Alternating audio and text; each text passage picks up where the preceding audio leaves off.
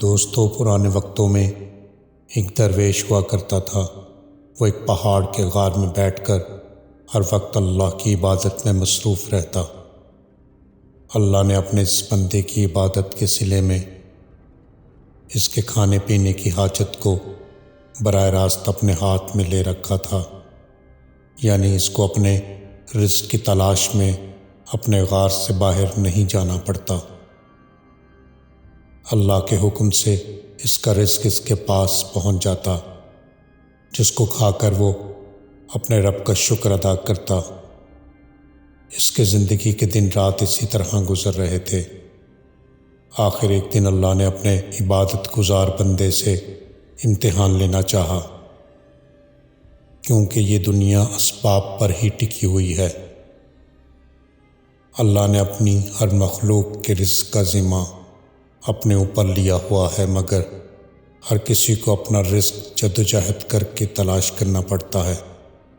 یہ اللہ کا قانون ہے، لیکن اللہ کا یہ قانون اس درویش پر لاگو نہیں ہوتا تھا۔ اب یہ قانون اس پر بھی لاگو ہو گیا تھا۔ ہوا یوں کہ وہ سارا دن عبادت کرتا رہا، لیکن اللہ تعالیٰ کی طرف سے براہ راست اس کا رزق اس کے پاس نہیں آیا۔ لیکن درویش صبر کے ساتھ اپنی عبادت میں مصروف رہا۔ دوسرے دن بھی وہ اسی امید پر عبادت میں لگا رہا، لیکن اس دن بھی کھانا اس تک نہیں آیا۔ پھر بھی وہ بندہ خدا اپنے کام میں مصروف رہا۔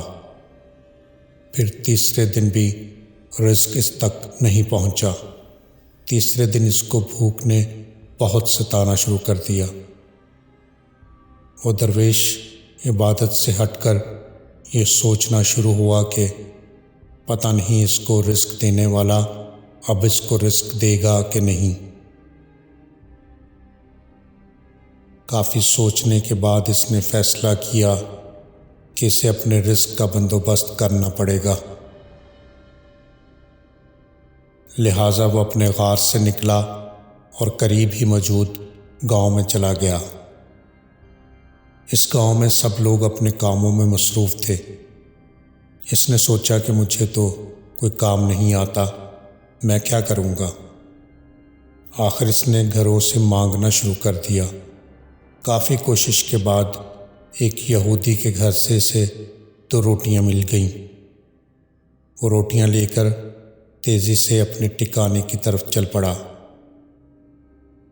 رستے میں ایک کتا اس پر بھونکنا شروع ہو گیا۔ بڑی کوشش کے باوجود وہ کتا اس درویش کی جان چھوڑنے کو تیار نہیں تھا۔ آخر تنگ آ کر اس نے ایک روٹی اس کو ڈال دی۔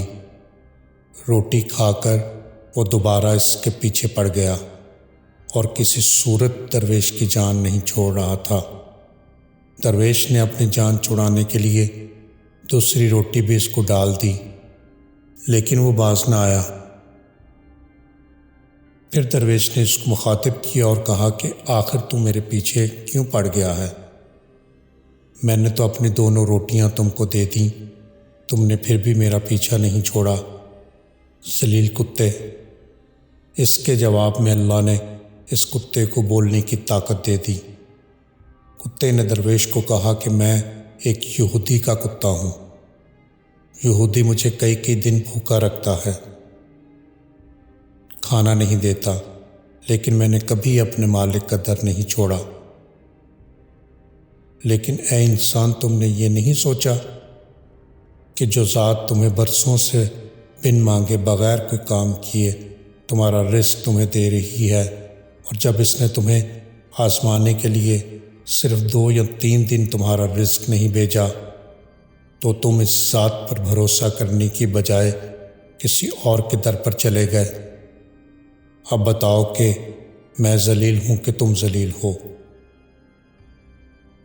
درویش کو کتے کی بات سن کر شدید شرمندگی ہوئی۔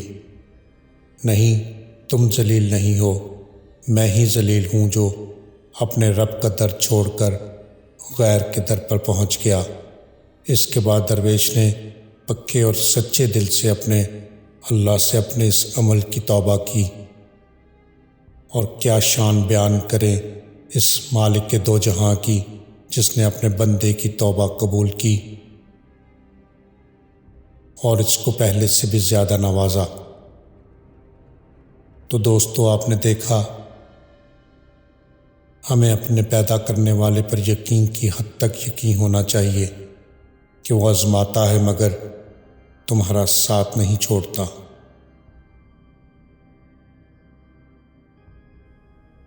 اگر آپ کو ہماری یہ ویڈیو پسند آئی ہے تو ہمارے چینل کو سبسکرائب کریں اور ویڈیو کو شیئر اور لائک کریں۔